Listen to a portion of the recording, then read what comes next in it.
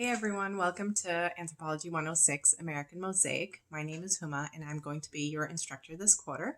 I thought it was a good idea to make an introductory video to guide you through our online classroom and to hopefully help you succeed in this quarter. So, first of all, the class is called American Mosaic. Mosaic really refers to lots of little pieces that come together to make one big beautiful picture, and that picture is America, right? So it's an American culture course, and in it we're going to be looking at American culture through an anthropological lens. Now many of you may never have heard about anthropology or have never taken a course, and that's fine. Very soon, in the first 2 weeks, you're going to understand what anthropology is and how it helps us look at culture, look at power structures and culture, and so on and so forth. So, in this American culture course, we're going to be looking again at power differentials in American culture. We're going to be, in other words, looking at how American culture is organized through different classes of race, gender, sexuality, and other categories that kind of put people into different layers of society in terms of power and privilege, and how that plays out in our experiences, everyday experiences, in our national conversations, in these huge phenomenon like Black Lives Matter and other really big historic moments through American culture, right? So by now you should be getting a sense that we're going to be dealing with some sensitive topics in this class because culture is always a sensitive issue. Culture is always political and it always deals with issues that are meaningful and important to people, right? So with that in mind, in the online classroom, even if it's online, even if you're not going to know people face to face, it's really important that we proceed with respect and we come to class with an open mind, ready to engage our classmates in these thought-provoking conversations. It's okay to disagree. We just have to do it respectfully, right? All right, so where should you begin? You should begin with the syllabus. The syllabus, read it carefully. It has all of our policies about late assignments. It has your week by week schedule. It tells you where to find the readings. And really, you should be reading the syllabus because it is a contract between you and your instructor. So it's very important to take that seriously. Not to mention, it helps you get on top of things right away if you pay attention to the syllabus.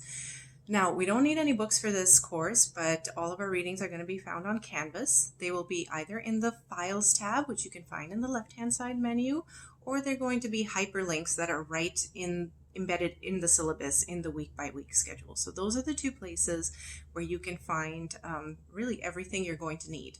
Also, turn on notifications for your announcements because I do send out announcements quite often, and that can have important materials for you to review too for class, right? So just stay on top of things with the syllabus and also with announcements.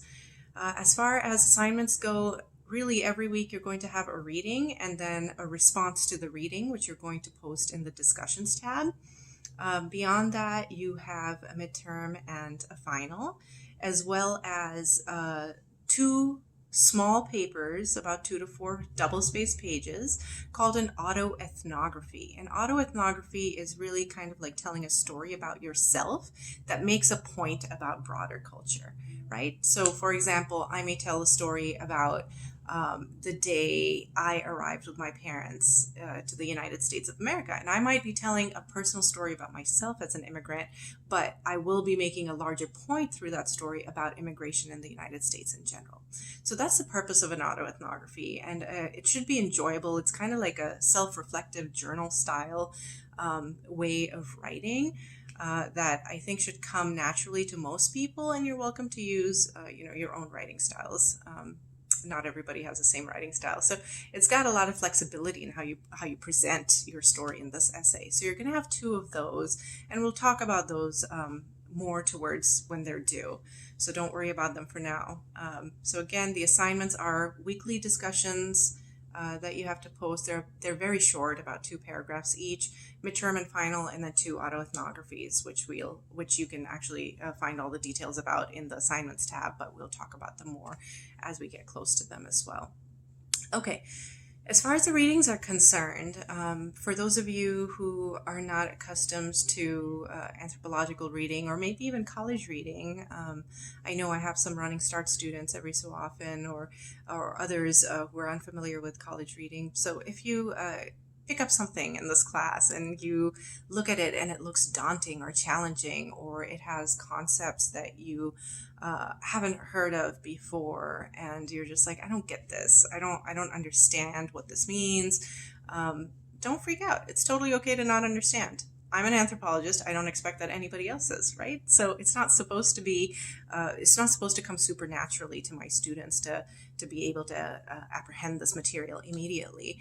If there's something that you don't get, or if a reading seems challenging to you, first reach out to me. It's my job to help you understand our class materials, and I'm happy to do it. You can reach out to me via email. You can reach out to me. Best way is Canvas inbox. And then, of course, the Zoom link that's included in the syllabus. I have special hours set for your class, and anybody can drop in to get my help during those hours, right? So reach out to me if you don't understand something. Second, the discussion board where you are supposed to be submitting your reflections and responses to each reading is a great place to actually turn for help to understand the readings, because all of your classmates are discussing the reading there. So chances are, pieced together, you're going to get a really good idea about what a reading is, or a part that you didn't understand might be clarified just by reading the responses of your classmates. So when you go to the discussion board, don't just go there to plop your 2 paragraphs for the week. Take the time to read what your classmates are saying. You're going to learn a lot from it. I learn a lot from it. I'm the instructor, and I learn a lot from my students' perspectives just by going through the discussion board. So again, I hope that nothing in this class is going to be intimidating, especially because I want to make clear that you should not hesitate in approaching me if you need any help.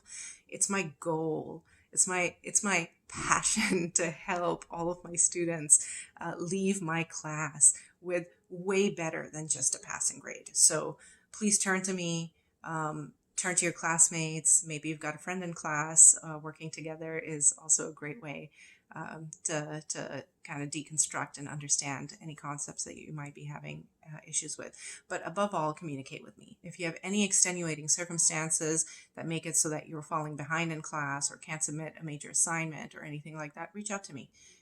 Reach out to me as soon as you can so that we can make arrangements to get you caught up. All right, I will see you all in our online classroom, and I look forward to a really fun and engaging quarter in which we can learn a lot about American culture together. Bye.